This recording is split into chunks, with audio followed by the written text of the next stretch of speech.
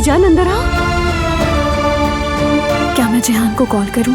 Phone नहीं उठा रहा। ये मेरे मरहूम बाबा की आखिरी निशानी है। इसके 500 दूंगा बस। ये लो, खर्च करते हुए मुझे याद रखना। अली मेरे जवाब का वेट कर रहा है। वो लड़का मेरी बेटी को बहका रहा है। बस अब बाहर आ जाओ बारान। मर्द के बच्चे हो तो जल्दी से बाहर आ जाओ।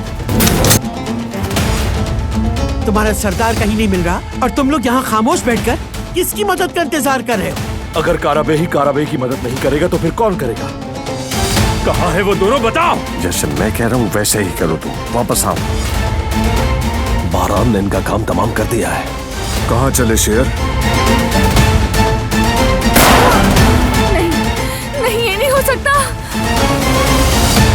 वो कहानियाँ अधूरी जो न हो सकेगी पूरी, उन्हें मैं भी क्यों सुनाऊं, उन्हें तुम भी क्यों